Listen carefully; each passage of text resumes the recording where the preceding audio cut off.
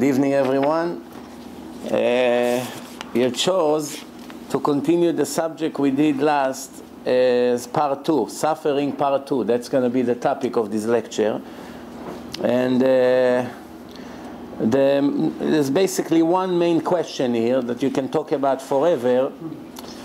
I will read you the questions. One opinion is to acknowledge that it is Hashem that brings us the suffering. When a person receives suffering, is that a reason to start right away do cheshbon nefesh for his averos?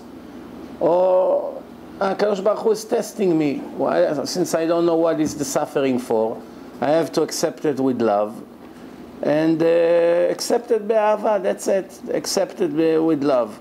And then so basically there's two different opinions. Which way is the right one, or is both correct? That's the question.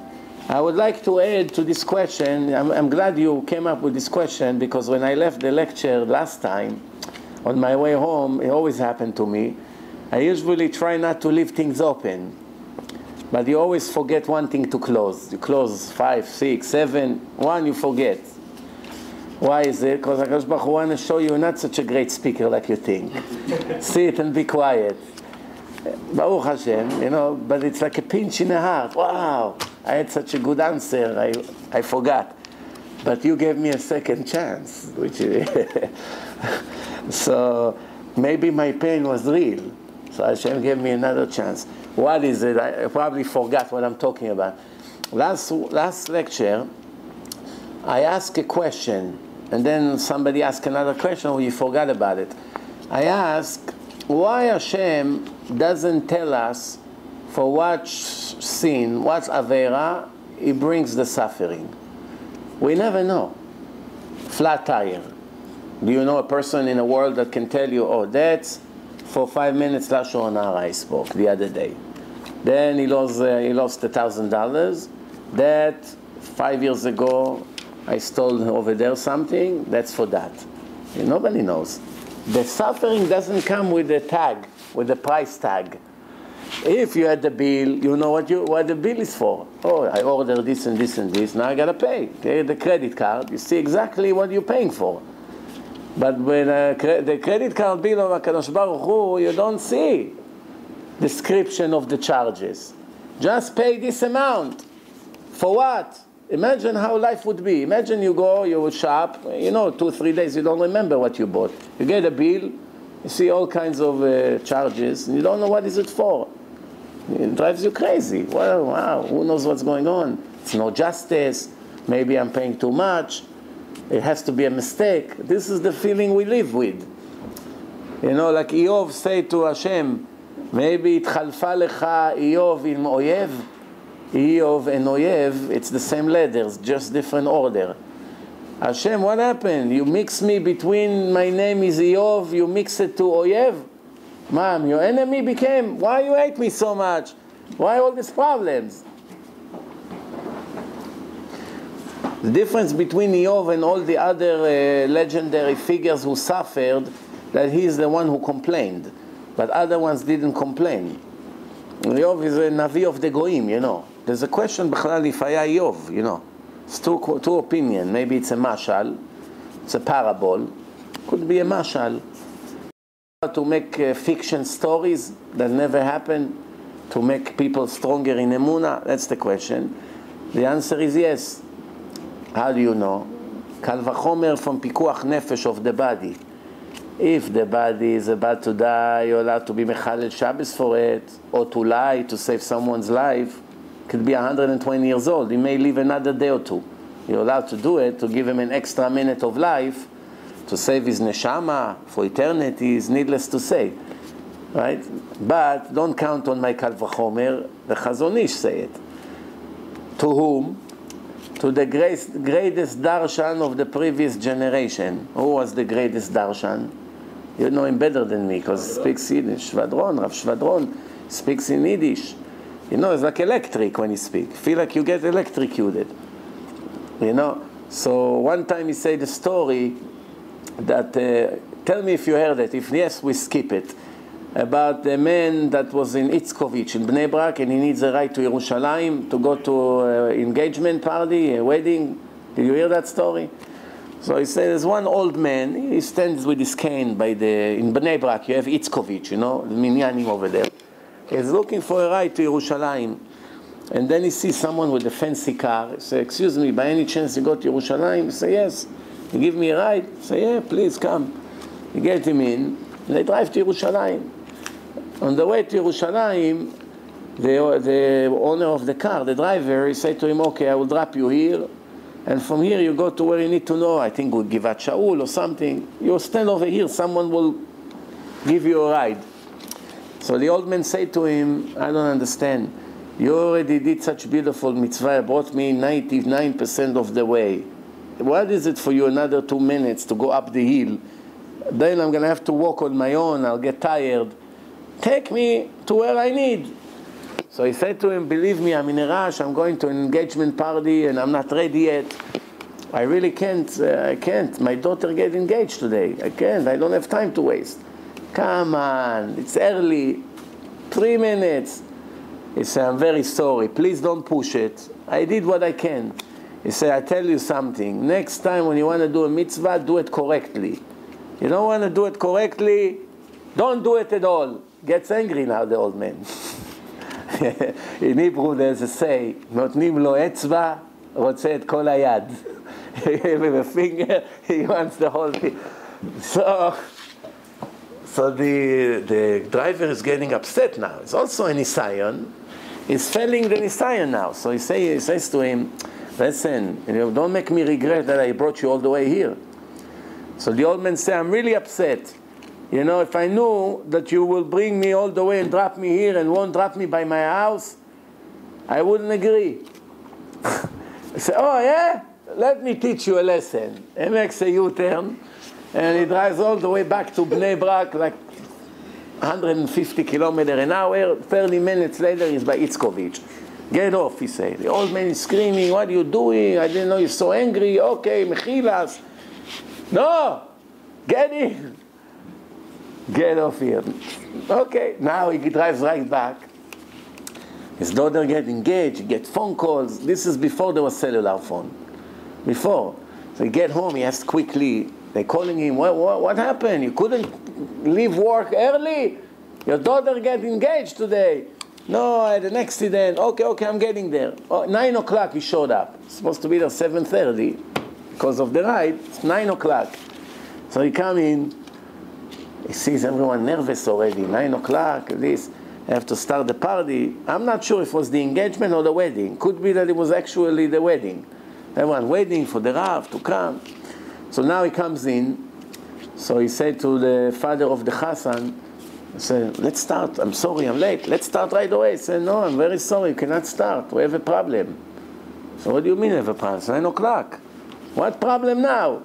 He said, I don't know, we're very worried about my father. My father never showed up, and since I know my father is such a yeke, he never been a minute late. Not to call, not to show up, who knows what happened to him? The night of the wedding, that's what we need now. He said, listen, what can we do? Now we're going to cancel the wedding because your father didn't show up. Let's do the wedding, and then we call police to find out. No, I can't, my head is not here right now. I can't dance now. It's my father, ma. As they speak, the old man walked in. Who's the old man? The passenger. I said, you? Soon he found out that this is going to be the father of the Kala. He said to his son, you marry my grandson with the daughter of this Rasha? Cancel the whole thing. No, they're crying, everyone is crying. Cancel. No, Abba, please, we'll explain to you. No, on my dead body, he hits the table. Cancel the whole thing. The Kala is crying, the Chassan, the father, nobody understands. What happened? Say, what? It's Mishamayim, what can I do? I gave him a ride. He tell his wife the story. So they canceled the whole wedding. This Rav Shvadron spoke, he said that story. Then he said, one time I went to the Chazon Ish, and I asked him, are you allowed to be magzim, guzma, to add a little bit salt and pepper to the story, to encourage people to do better? You allowed or no? So the Chazon Ish said, yes, mitzvah, allowed. Why? You can save him. Later, when he find out, the story was a little bit less impressive. In the meantime, he's now a tzaddik. You think he's going to be angry at you? Oh, kiss your hand. Thank you for tricking me. Thank you for not showing me everything. At least now I see the truth. So the first story I made up is this one. So Baruch Hashem, it never happened. Just to tell you about the Chatan and Kala, such a thing. So it never happened. So going back, so I asked in the shiur last time, and I never answered. I asked, why HaKadosh Baruch Hu doesn't tell us this, the reason for the Yisurim? Who knows? Do you ever think about it? Why should he tell us? Well, I tell you how the world would look. A person now lost $1,000, and he comes with a tag. This is because 5 years ago you did this and this and this, now you're getting punished. It would be a very great tool of encouragement for us, for our Yirat Shamayim. Why not? When we get punishment, we know that it's punishment for something, and it still leaves us with Bechira. Just the only difference would be that we know for what. That's it. Which suffering goes for what? Right now, when we have suffering, the Gemara says, "Ein yisurim belo chet," which is answering your question already. There's no suffering unless if a person made a sin. There's nothing like this. HaKadosh Baruch Hu is like a Russian roulette. He turns it. Oh, number 27, it's Moshe. Today I'm picking on him. Number 40, it's Yitzchak. Yalla, today Yitzchak. It's not working that way. Everything is very precise. The timing is a choice of Hashem. Yes, the timing. Sometimes Hashem waits 17 years, 20 years, 500 years afilu, in a different life. In a different life. Until a person gets paid for something he did. So the timing is Hashem's choice, because Hashem has a way of killing two birds with one stone. Which means, if I already have to send you the suffering, let me send it to you in the best timing. At least we achieve something. Which means, if you just won $1 million, and I just give you a punishment to lose $1,000 for something you did 2 years ago. If I give you the $1,000 after you just found out you made $1 million, you care about the $1,000? Said to your wife, why are you bothering me with this nonsense now? Oh, you don't care, you lost $1,000? Come see. I just found out I made $1 million. I care about the 1,000, so it lost its effect. But when you have to pay the mortgage tomorrow, and you had $3,000 in your account, and the mortgage is $2,900, and now you lost 1,000, all night you're turning in bed. It has an effect. You're close to Hashem, very close to Hashem. Yes, at least he achieved something with the punishment. What's the point? Just revenge. Revenge is the way of the Goyim. The Goyim sits and enjoy what the criminal get his punishment, because it satisfies their evil inclination, the Yetzer Hara. Yetzer Adam Ra Mineurav. Every person has evilness in him. To calm down this evilness is to see the criminal is suffering. Ah, great. Like in America, they enjoy 25 years to see Jonathan Pollard is dying in jail. They enjoy. There's no other reason why not to send him out. He paid a long, long time for his crime. Long, long time. Well, we sit and enjoy. And another president, and another, and nobody wants to release him. Why? Until they won't relax, who knows when. They don't care, they don't have no mercy. Or same thing in a secular world in Israel. When someone is very successful, jealousy play a role. If finally the media catch him doing something wrong, you know how they spill his blood? You wonder if these people have 1 gram of mercy in their body. Nothing. Nothing whatsoever. Thousands of people repeat it again and again, every minute on the news and here, and pictures, photographers running after him, looking for him, going to his parents, coming to the old grandma. You know what your son did? This. You know, the person did something that he deserved a little punishment, 5 minutes punishment. He became 5 years of torture. And that's before he get judged. That's before the trial, bichlal. Just the media is destroying them. And then they kill themselves, many of them. Can't live with the embarrassment. So anyway, do you know what's the difference between the punishments of Hashem to the punishments of society? All the constitutions in the world were designed to protect society from the criminal. That's the reason that they made laws. Murderers, put them to die. Why? Because if not, they'll kill somebody else. We have to protect ourselves. Or you put them in jail for life. Either way, we protect ourselves. Either we kill them or we lock them in. Why? We don't care about them. We just want to protect ourselves, right? But the Torah is not like that. The Torah also wants to protect society from the criminal. It's obvious. But the Torah has another aspect here. The Torah wants to protect the criminal from himself. You understand? So when Hashem say all these punishments and rules in the Torah, if you really learn deeply the punishments and what's behind it, you see that it's an educational punishment to make the criminal better. That's why a thief pays double. But in a secular court, he goes to jail 5 years. Now, if he stole $1 million from you and they put him in jail 6 years, did it help you? You lost all your savings. What does it help you that he sits in jail? Besides making your anger goes down a little bit, you feel good that he's suffering. But did you get back what you lost? No. Now, when he comes out of jail, he becomes a much bigger criminal. Now, he stole because he was working for you in a business. Technically, he wasn't such a bad guy, but he stole a lot of money, lots of cash, and every day he took 200, 500, 300.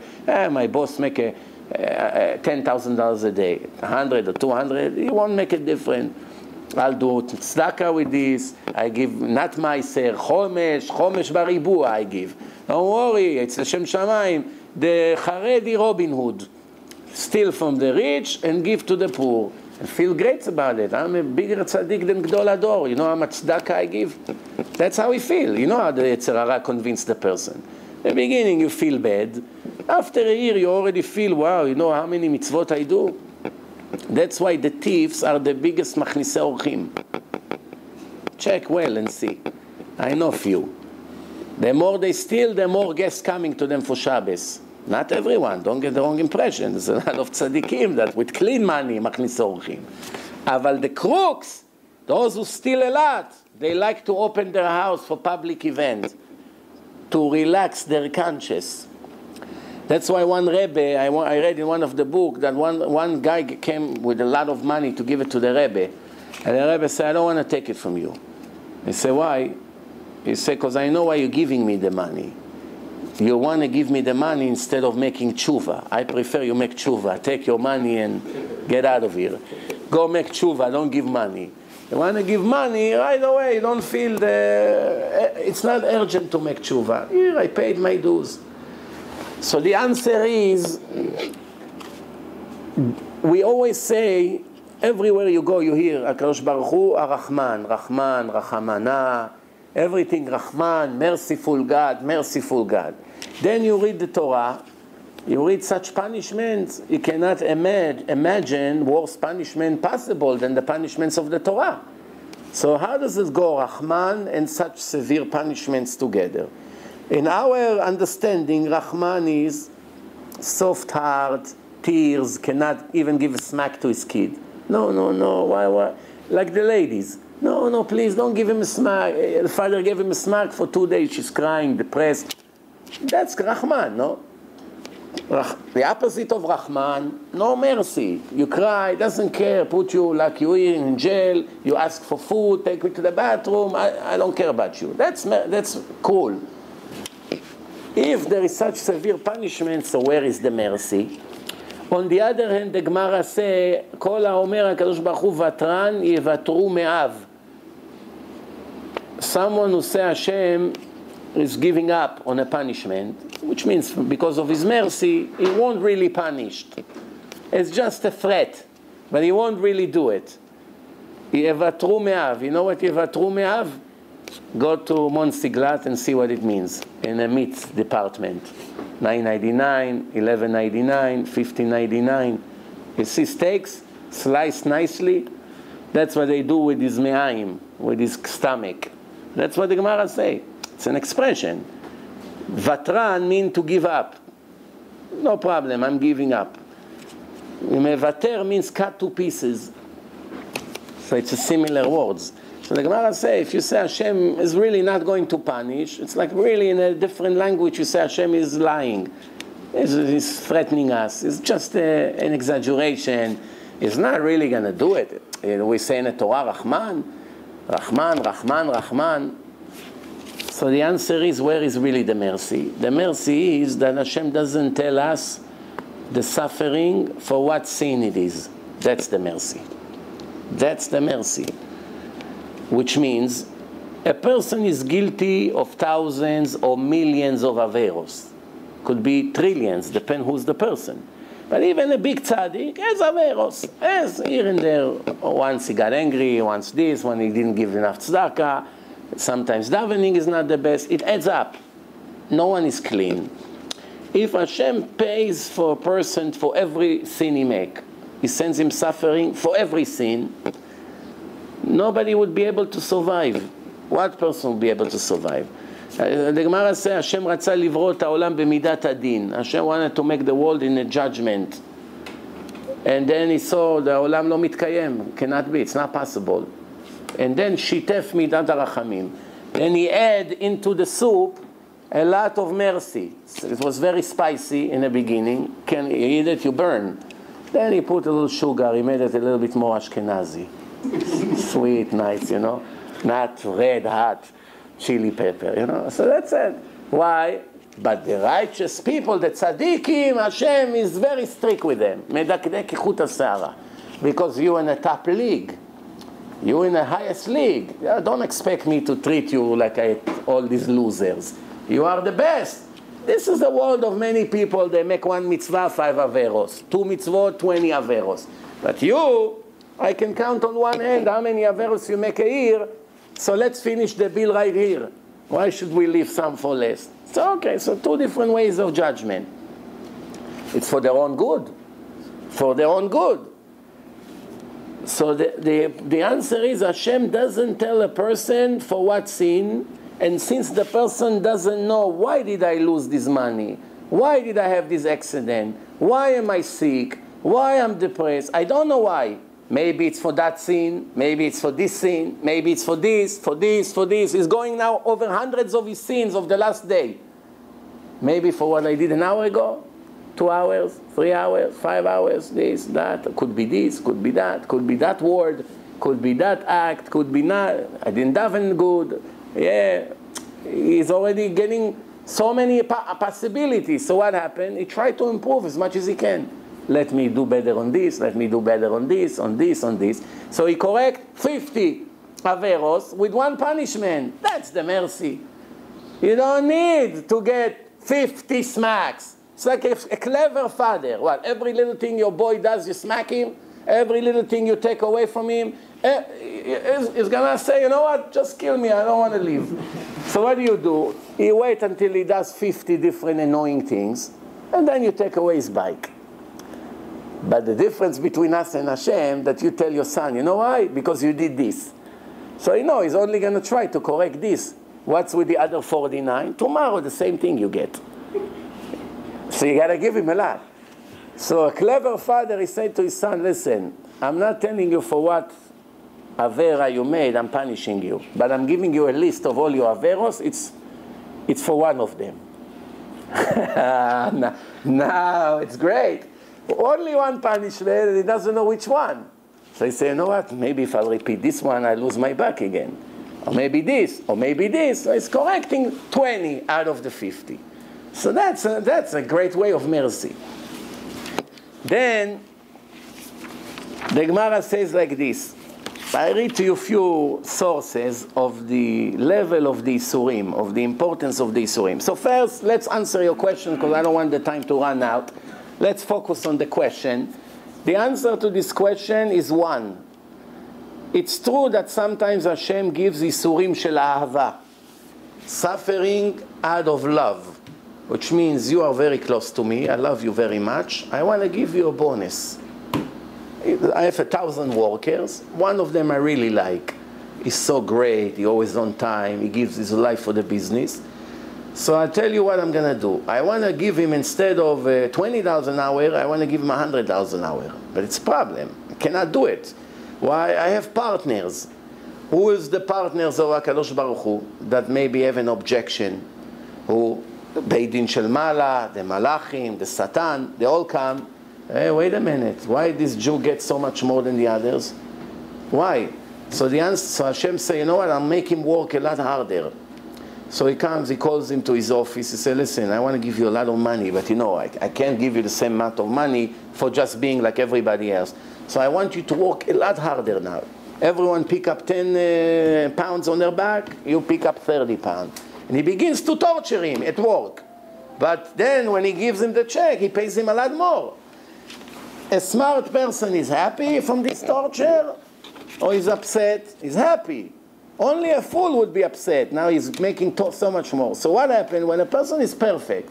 He really doesn't have averos. He makes tshuva. Once in a while he makes an avera right away. He makes tshuva. He learns. He does everything correctly. So what does Hashem do? Give him isurim shel ahava. Give him suffering only for the purpose of testing him. Like Avraham Avinu. ויהי אחר הדברים האלה והאלוקים ניסה את אברהם. You want to be a legendary figure in history? Let me see how you behave in this situation and this. 10 different tests. Somebody else doesn't need to prove himself so much. You don't need to. Such nisyono, take your son, kill him, throwing you to the fire. What people have this kind of nisyonos? And Avraham Avinu, since he searched for Hashem with such passion, Hashem gave him nisyonos. But we are not in this level that all our suffering is because of Hashem wants to triple our reward. We're not in this. And if you think we are in this level, you are hallucinating. Come down from the tree, please. I'm talking to myself. Come down quickly from the tree. We are full of averos, more than you can imagine. And even if you check our mitzvot, you see that most of them is also averot. And not only that, I'm sure each one here sitting and thinking, all my averos is basically shoigeg. I'm really not doing mazy. I have Yirat Shamayim, I'm afraid of Hashem, I respect him, I'm embarrassed from him, I'm trying to be grateful. I'm not really going to get Hashem angry. You know what's the difference between Chatati, Aviti, Pashati, no? If you ask the professor for Hebrew in the Hebrew university, he will tell you it's milim nirdafot. What does it mean, milim nirdafot? Similar words to enrich the language, to make it a little bit more beautiful, you know. So they use all kinds of words, like in English. 7 words for the same act. 7 different ways to describe it. Depend on your mood, you know. But in Lashon Kodesh, you don't have 2 words that are completely similar. There's always have to be some different. Could be 99% the same, but there has to be some difference. Otherwise, it wouldn't be a different word for it. It's milim nirdafot. What's this chatati, aviti, pashati? Do you know what's the difference? I have to say to Hashem 3 times, I sin, I sin, I sin. It's enough 1 time, he knows. I don't have to say 3 times. What is this? It's not atarat nedarim. Mechulim lachem, sheruim lachem. Bad din, I need to repeat 3 times. But person wants to say to Hashem chatati. It's enough. Chatati means sins that I made in shogeg. I didn't know it's Shabbos. I didn't know it's not allowed on Shabbos. I didn't know this is Lashon Hara. I thought it's permitted. But now I found out that it's also in a way Lashon Hara. You know, mistakes in halacha, mistake in a date. That's, they told you it's glad kosher meat. He tricked you. You ate taref. You know, what did you know? You paid top dollars. You thought it's glad kosher. And then you ended up eating something not good. Now it's shogeg. It's not your fault. Okay, no. So that's chatati. What's aviti? Maze avon? Aviti means sins that I made on purpose. Mezid. Mezid. But not mezid to get Hashem angry. No, I have nothing personal against Hashem. No, I even admire him, I appreciate him, everything fine. But I like pork. I like to steal. It's an easy way of completing income. You know, my desire is very strong. And then sometimes I even feel bad after I do it. I get embarrassed and all this. But I do it knowing I make a sin. I know it's a sin. I cannot come and say, hey, I didn't know you're not allowed to steal. But it's a mitzvah. No, it's bemezid. And what's pashati? Pashati. What's poshea? Pashati means only for one reason, to get Hashem angry. Which means they bring you 2 steaks, beef steak, exactly the same. Smell the same, look the same. They just came out of the grill. One glad kosher with the best ashgacha, one no ashgacha, taref gamur, nevela. You don't have to make 2 steps to get glad kosher. It's right in front of you. He eats this. What? To get the rabbis angry. Or he come into the synagogue like someone's yortzeit, doesn't want to put kippah on. If he goes to the mosque, he takes his shoes off and behave like a perfect Arab. If he needs to murder, to be in a Hamas just for to be giving respect to them, he will do it. When he comes to the shul, no, you're not going to tell me what to do. I'm telling you things that happens all the time. Maybe you don't get to see it, Baruch Hashem, over here. But in the places an hour away from here, there's a yortzeit. It's his father yortzeit. Why you come to the shul bechlal if you don't want to put kippah? Nobody here will tell me what to do. He sit, he argue with the rabbi, he doesn't want to put kippah. Disrespect. A goy comes in, of course he put kippah. Clinton came to the kotel, put kippah. Obama put kippah. Everyone was screaming to him, behema, behema, Obama, behema. He put kippah. And not only that, when Obama got elected, many Jews were very nervous. Who knows what's going to be? He's Muslim, he's pro-Arab, all kinds of things. So for sure he's not the best president for Israel. We all know that by now. But one thing I want to tell you that you didn't, I don't know if you know or not, but he put a note inside the kotel.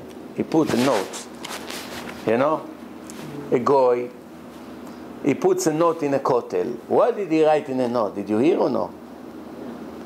Thanks to one clever Hasid that a minute later had the note already in front of the whole world. The Hasid was following which one is his note. As soon as the security went, he ran, he opened the note and they read in English. Dear God, thank you for making me the leader. I want you to protect me and my family. I want you to give me the wisdom to be an honest and decent leader, to always make your wish. Obama. I read it to the Chilonim, they didn't know where to hide themselves from the embarrassed. Obama. That's what he wrote. Yeah, it's true. They showed the notes. I saw a picture of the note. Yeah. Maybe another line or 2 over there, but they got you the main point here. So, everyone who suffer for a reason. Chatati, aviti, pashati. Pashati means to do it just to get Hashem angry. Chatati, every time a person makes a sin, shogeg, it's in comparison to the other sins, it's easier to make tshuva. If he does meizit, especially if it's karet, he must receive yisurim. There's no way to clean chilul Shabbos that a person knew is Shabbos and he did it, like some of the youth. They text on Shabbos, they do all kinds of things. Grew up in a frum house, they want to get together, I don't know, in a park, and they do all these things. It's not that they don't know it's not allowed. Of course they know, they heard it 5 million times. They have yetzarim, they have all kinds of bad shtut in their mind.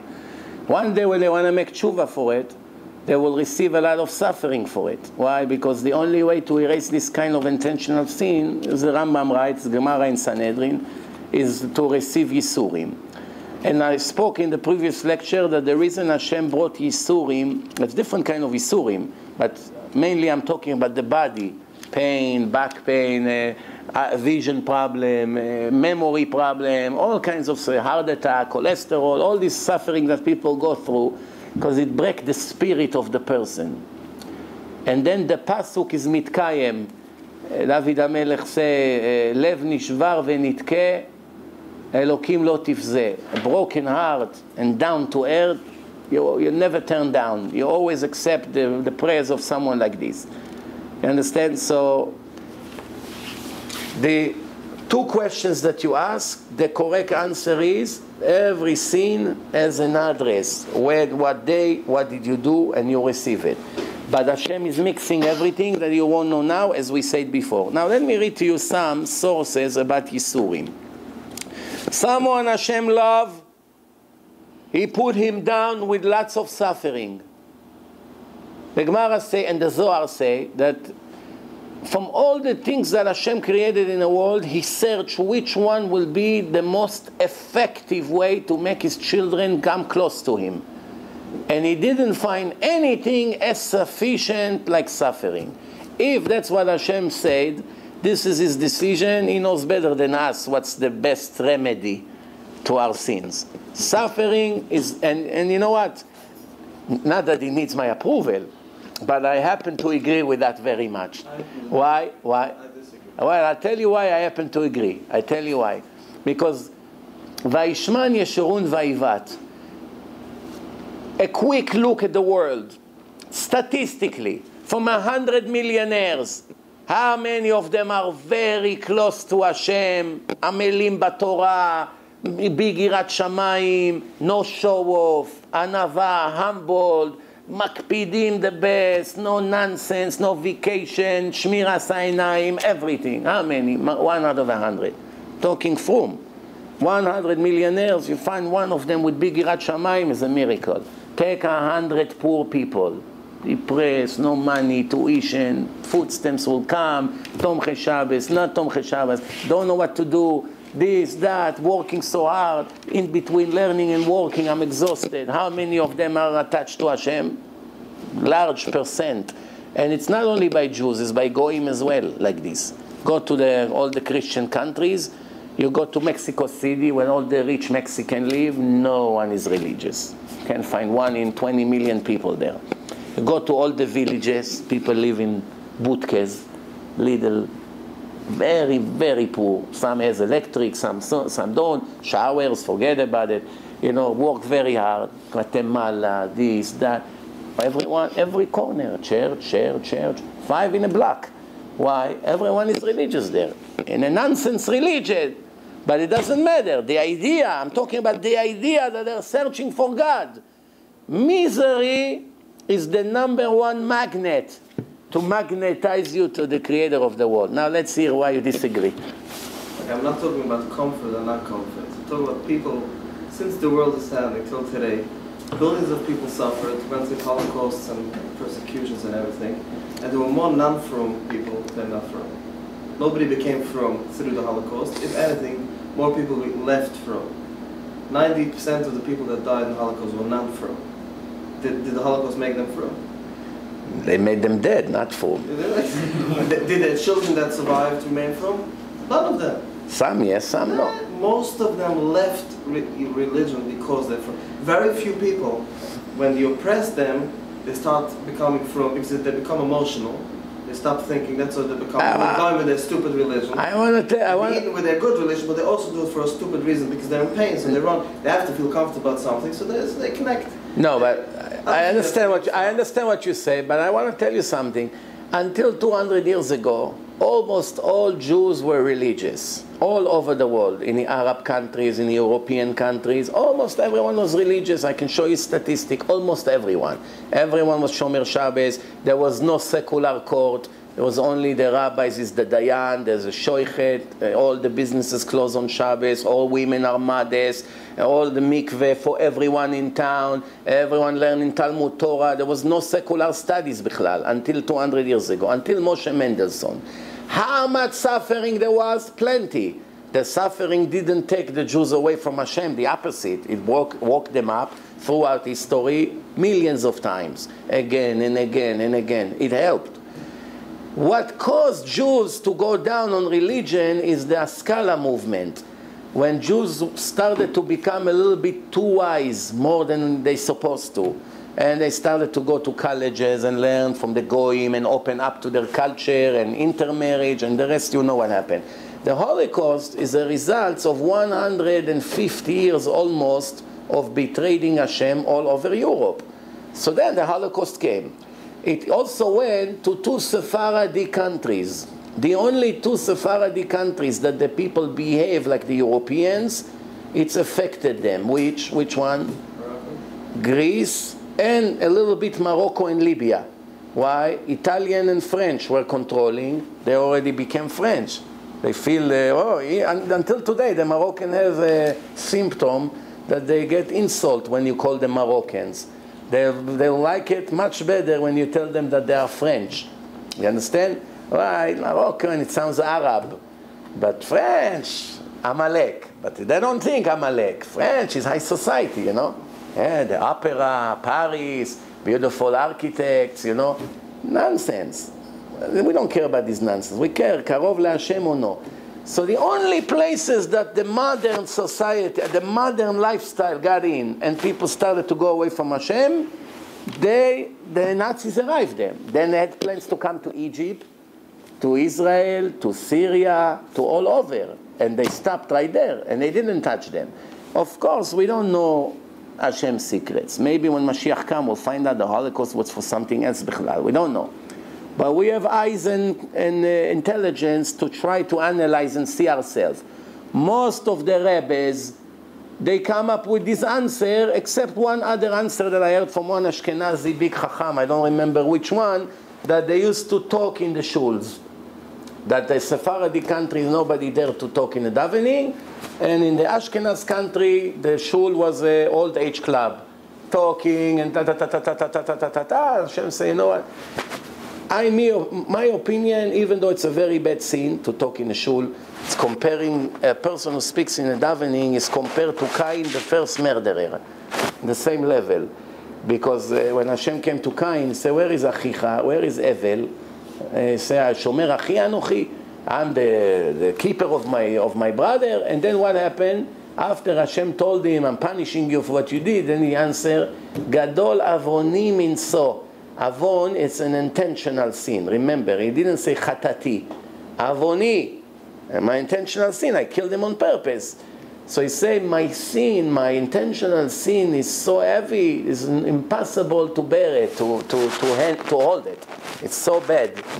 And in Shulchan Aruch, it says that someone was speaking in a davening, Gadol Avono Minso. This is an expression who referred only to a murderer.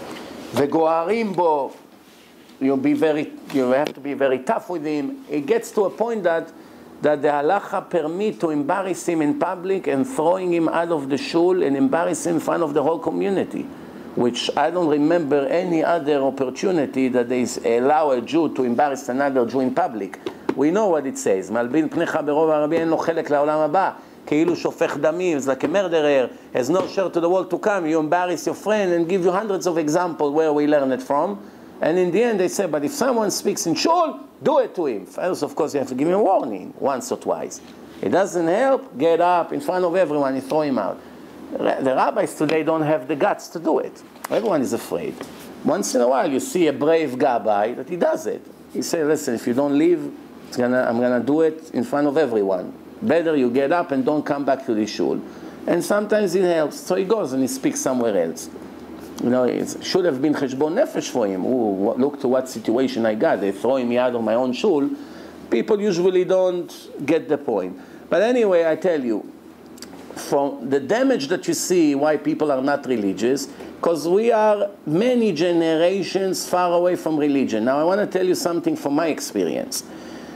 Today, I meet a lot of different kinds of people from different nationality, and I find something very interesting. Most of my Baalei Tshuva over the years, I would say at least 90% of them were from Sephardi countries. Very little Ashkenazi. How do I know? By the pair of tefillin that I sell. For every 100 pairs, 95 are Sephardic tefillin, 5 are Ashkenazi tefillin. That's one indication, and plus I see who the names of the people who approach me. Why is it? Let me explain to you why. Because the more generations you are disconnected from Hashem, that family, the father, the grandfather, the grand-grandfather, could be 10 generations until Moshe Mendelssohn, could be 200 years, this guy who comes to you, whatever his last name is, his grandfather was already Mechalel Shabbos. It's not 1 or 2 generations. However, when you meet this Moroccan guy, he's Mechalel Shabbos. His father, when he was a kid, was Shomer Shabbos. When he came to Israel, he stopped, but his grandfather was already a rabbi. You come to this Yemenite. In the history of Yemen, you never found one Mechalel Shabbos until this moment. Never. Not one time. Nobody on the land of Yemen, no Jew was officially Mechalel Shabbos. Maybe in hidden rooms, I don't know. But in public, never. Ask the Yemenites here in Monsey. Never in a history over there. You understand? Now, in Israel, 80% of them Mechalel Shabbos. They brought them to Israel and destroyed them. That's why the Satmar didn't want to send them there. They wanted to bring them to different places. Argentina, here, I don't know. But as long as not there, what's going to happen? One more generation, they all leave. So, but when you speak to them, you see the light in their eyes. Yeah, they stubborn, they fight and all that. But right away say, you know, my grandfather was a very righteous man and this. You see right away. Sometimes when I see that I speak to an Ashkenazi guy, in 10 minutes, his eyes lighting up. And he said, all right, you know what? So maybe I should start keeping Shabbos. I'm very surprised. That was too easy. Then after a minute, he told me, oh, my grandfather in Hungary was a big Rav. You understand what's going on? Even the controller of New York State, Avesi, Allen Avesi, the one who was in charge of all the money in New York. All the money in New York State in his hand. He came to one of my lectures. When do you hear that the governor, like the second strongest person, like there's a governor of New York and the treasury. He is in charge of the money, of the union. He comes to hear a lecture about making people Baalei Tshuva. Do you hear such a thing? So he came, you can see the lecture in my website. It's called Less Than 1%. That's the name of the lecture. You can hear him asking questions. Then after the lecture, he say, in one lecture, I say to him, no, you came completely atheist. What do you think now? He say, I still have some doubts. In one lecture, I still have some doubts. I say, oh, we made a very good progress. You have some doubts. Let's sit one-on-one and clarify your doubts. Very big shot, you know. He said, yeah, why not? Of course. And I'm thinking to myself, tomorrow I won't remember my name, Bechlal. 10 days later, we met for 3 hours, he sat with me. And then he said, I surrender. It's all emet, everything true. But I'm a lost case already. But you saw how he was enjoying to talk about Torah, Halacha, Gemara. You saw. Why? He told me, my grandfather was a big rabbi in Hungary. Obviously, I guess it's not the original name. It was something different. Hungarian, relate to Satmar. He said his grandfather was Satmar, and he married Goya, his children Goyim. You understand what happened? But since he's not so far from the tradition, it's only 1 or 2 generations, it's easy.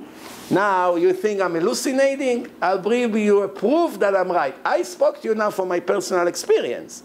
And Chacham Kebal Nisayon, 16 years of experience. I saw it thousands of times. But it's in Pirkei Avot. Who knows where? What I just said. Huh? Psh, Chazak. Next time he should give the lecture.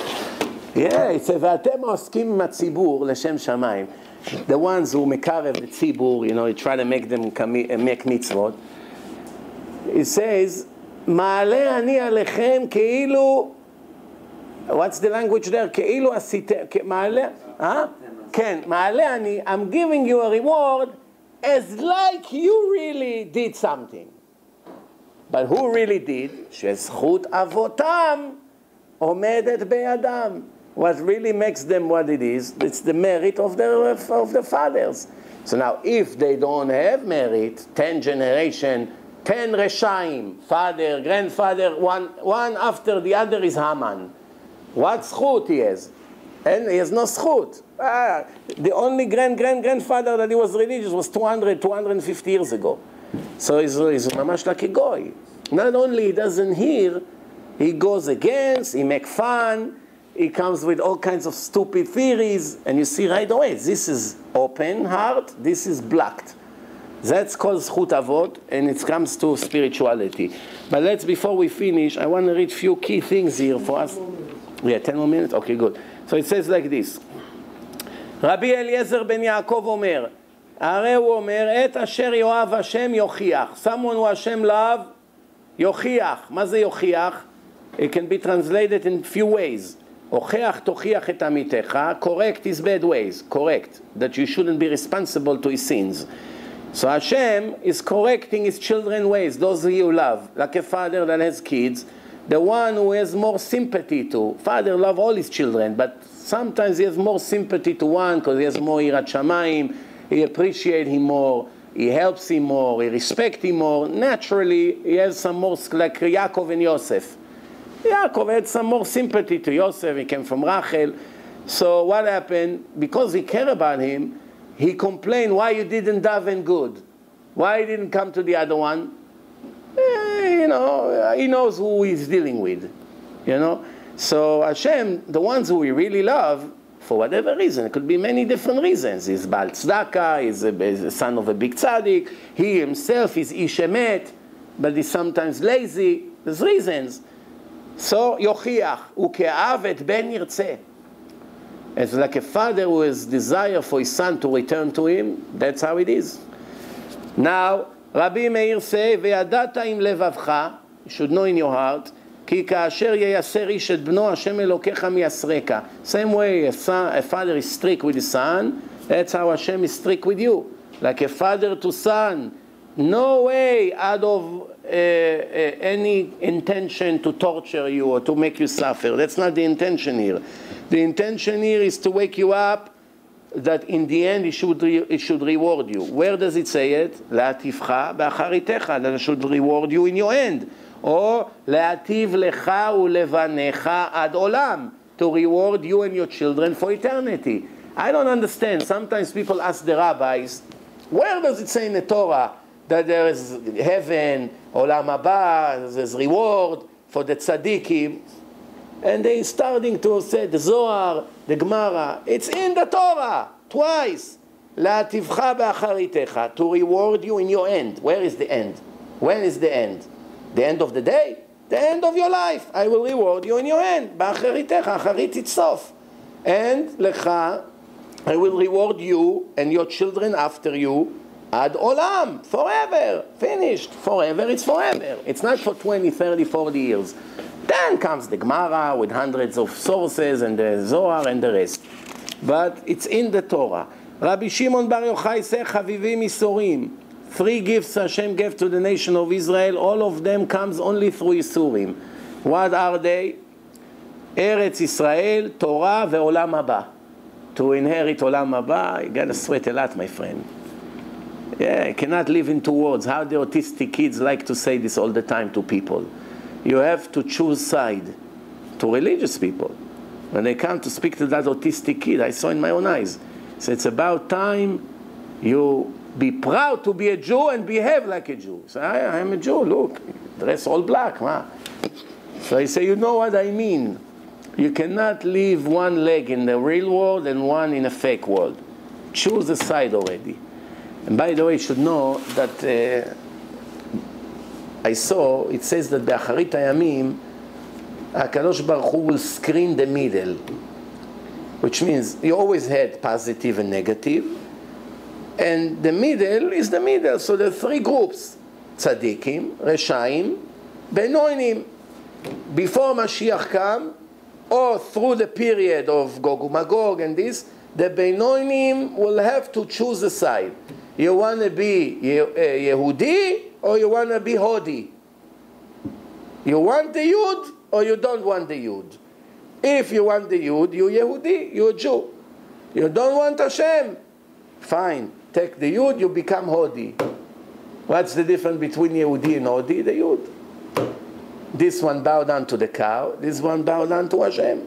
This one drink Yain Kiddush from Etz Hadat, this one drink the bathroom of the cow. You understand the difference? But it's only one difference. You take the Yud, you become Hodi. But the middle will not be half enough. No more traditional. What are you? Are you frum? No, I'm traditional. In Hebrew, it sounds good. It says, Ani Masorti. Masorti. You heard that joke? Masor in Hebrew, it's a sword. Masorti means traditional. Masorti. A sword in the shape of a T. You know those swords that looks like T? You hold the handle. Every day he cut another mitzvah. Masorti, and there's nothing left. The only mitzvah he does, he kiss the mezuzah. That's called Masorti today.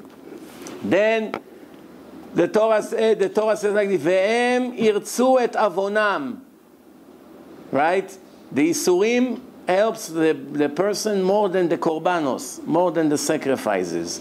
The isurim b'mamono, the isurim begufo. Then, since we have few more minutes, I marked few sources here before I came here.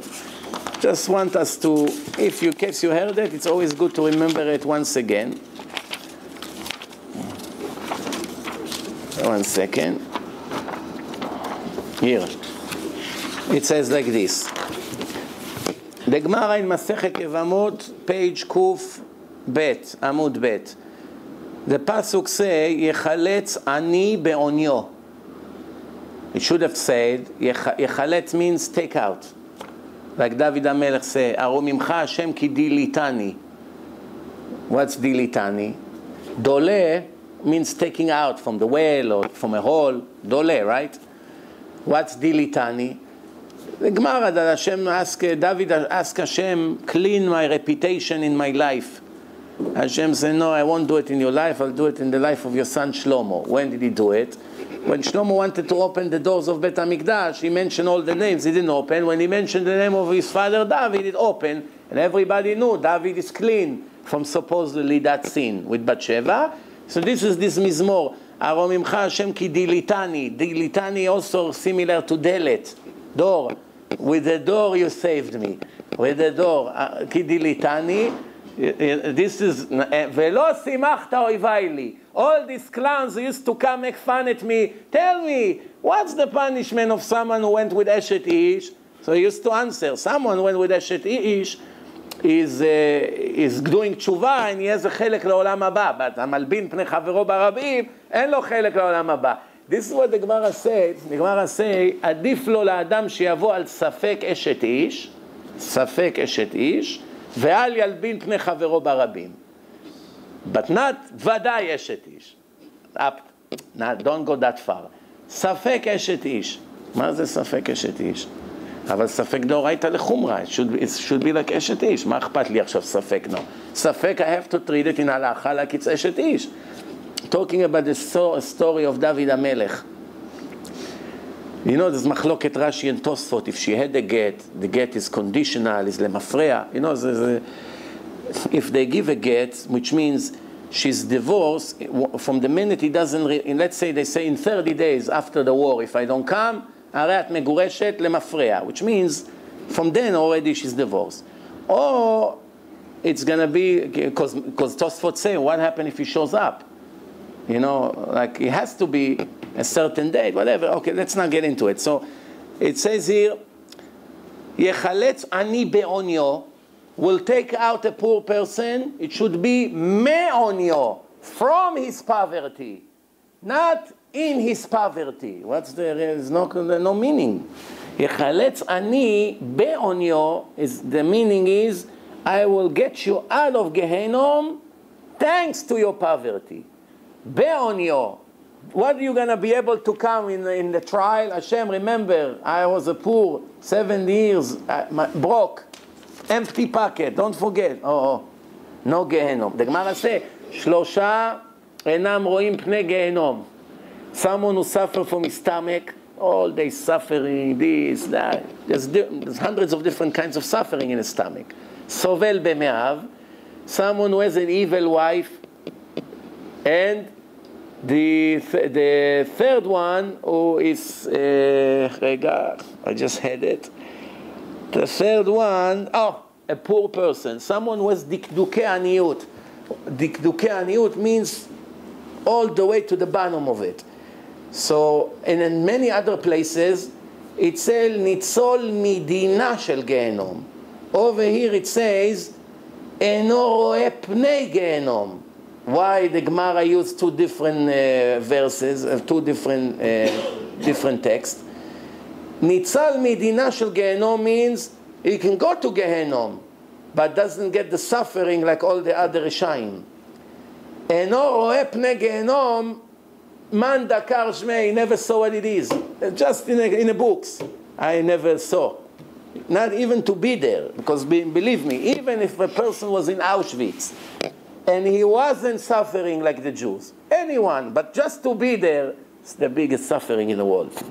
Even nobody touch you. The Nazis say, listen, You bribed us, we don't touch you. You just stand here all day, you do nothing. Just to be there. They don't do, you don't work, they don't beat you up, nothing. Just to be there. What kind of... So, and no רואה פני גיהנום. So poverty is the highest advantage. Not only it doesn't get judged, doesn't even go there. That's the diuk. Then the Shla says, ושמתי פקודתך שלום ונוקסייך צדקה. 2 more minutes and we finish. זה ממון שמטילים המלכות עלינו. The taxes. So we live in the right city. The wars, killing us. What's the difference between us, the Jews who lives in Deal, Great Neck, Old Westbury, Beverly Hills? What's the difference? They look for very luxurious lifestyle. You want to live like a king, you pay like a king. But we didn't want to live like a king. We came to a very simple town. And I came here, a house was $120,000 here, with an acre property, 15 years ago. All of a sudden, the taxes were 6, 7 a year. No. In Queens it was 1,500, here was 6,000. Fine. All of a sudden, 15, 17, 20, 30. For what? For houses that needs to be knocked down. So what? The good news is, don't run to make a shul in your house. Wait. Why? Because you may regret the few thousand you save every month. Why is it? Because mamon shematilim hamalchut alenu, the torture that the kingdom give on us, all these taxes, היא פריאת חובו של הקדוש ברוך הוא. That's really not from them, it's from Hashem. Hashem sent us these bills. So why the goyim tax it? Make me pay to the yeshiva. Make a Jewish police that they come and take the money out of me by force. Why to give it to them? For what? The answer is, שחייב ליתן להם השם את שכרם בעולם הזה. Hashem must pay the goyim the reward in this world. And the reward that they want is money. Why does it have to be from the Jews? Oh, why does it have to be from the Jews? Because Hashem killed 2 birds with 1 stone. He wants the Jews to lose money. If the Jews lose money one from another, they didn't really lose it. You give money to yeshiva, you call it lost money? Even the biggest rasha, he will feel much greater that the money that he lost went to a poor Jew, right? You go to a person and say, wow, you lost your wallet? How much you had over there? $1,000. Wow. Then an hour later you say, oh, you know what? Somebody just said that a religious guy looks very poor, just picked it up, and he found your wallet. You feel much greater. At least he went to someone who may learn Torah, you know. And the last thing for today, it says like this, משפטי השם צדקו יחדיו. משפטי השם, אמת צדקו יחדיו. Wow, what's the meaning of this pasuk, you know? So everyone translate it. You need to know the entire Torah to see that everything is correct, the way Hashem runs the world. But that's not really what it means. The deepness of it is much, much greater. This is what it says. Every one of us was judged already. It's not the first time we're in the world. When we died in our previous body, we judged. In the one before, we were judged. In the one before, we were judged.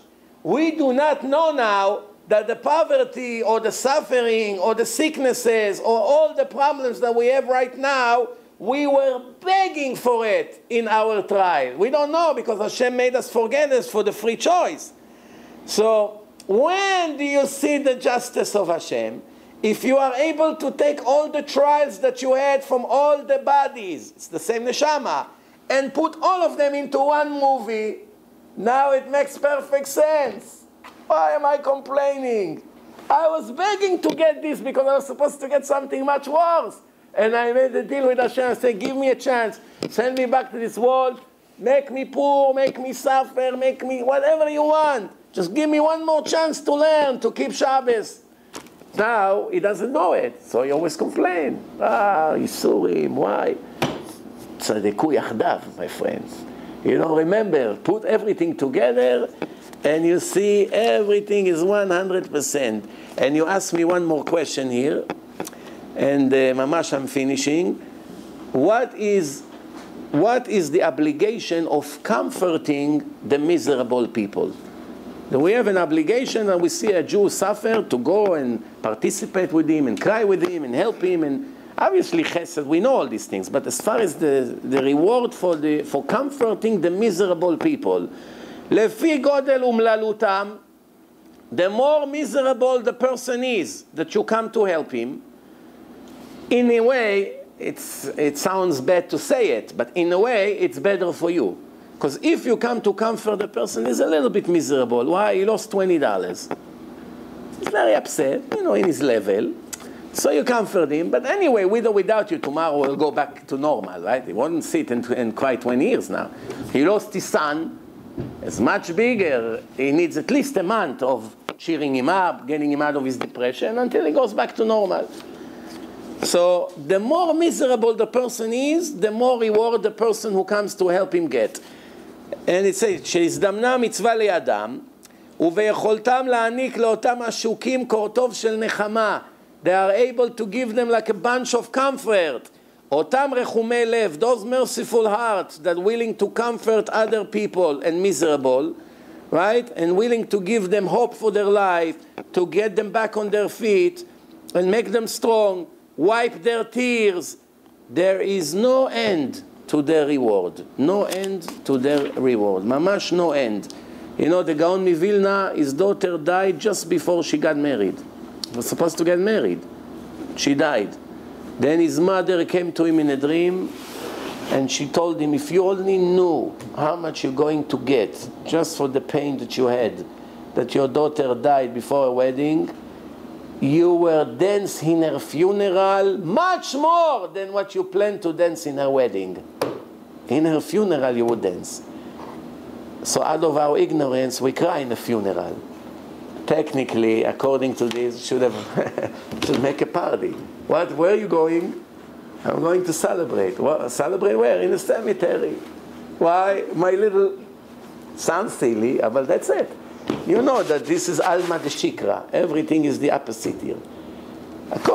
Everything is what you think it is, it's the opposite. What you think it is the opposite.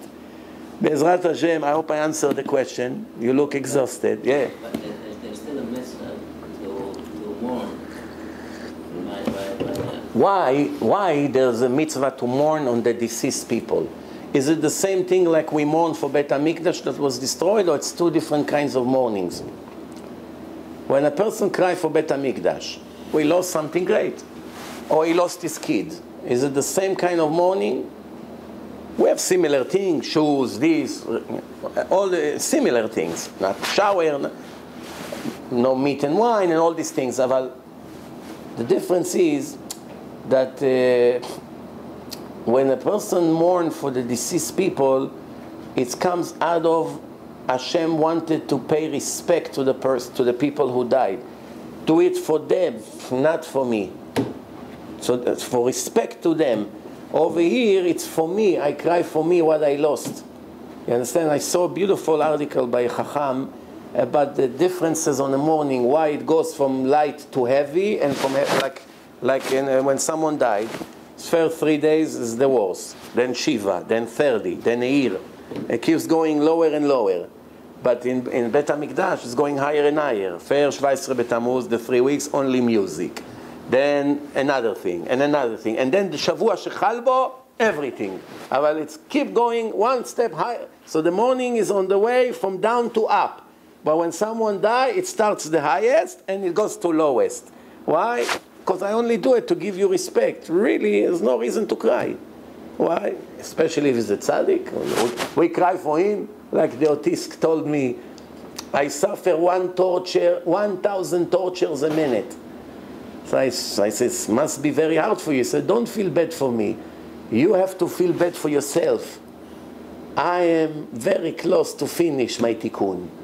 And you guys, with a group of people, have a lot more to go.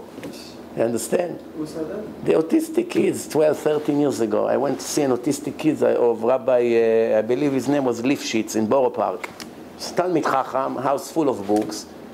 And he had, at that time, the boy was 12 years old. Today should be 22, 23, 4. If he's still alive, I don't even know. And, you communicate with them with the letters, and they answer you thing, and you are shocked. It's a neshama, it's not a body. You go into the neshama directly. Even, by the way, you don't need to be autistic to know things. Even people that lose, like supposedly lose they're able to concentrate, full concentration, and they doze, you can communicate with their neshama without the body interference. The body is like a blanket who choke you. If you get the blanket out, the neshama released. This is the Hashem, the neshama היא כלואה בתוך הגוף. Like limitation, you can only see forward. But if the neshama comes out, you see to all direction. You can only hear for 100 yards. The neshama comes out, you can hear for as much as you want. The neshama can only travel 1 mile a minute. Or 1 mile an hour if you walk. But if the neshama comes out of the body, it can travel the whole world in a second. It's no limitation. All the limitation is the body, and the neshama is in jail inside.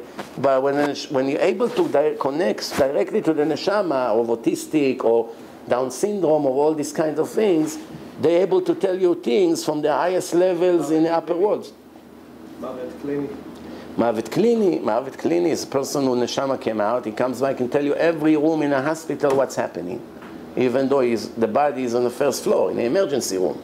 Can tell you on the 7th floor who died, what doctor is here, what this, what shoes in the window. Can tell you everything. See, the neshama has no limitation.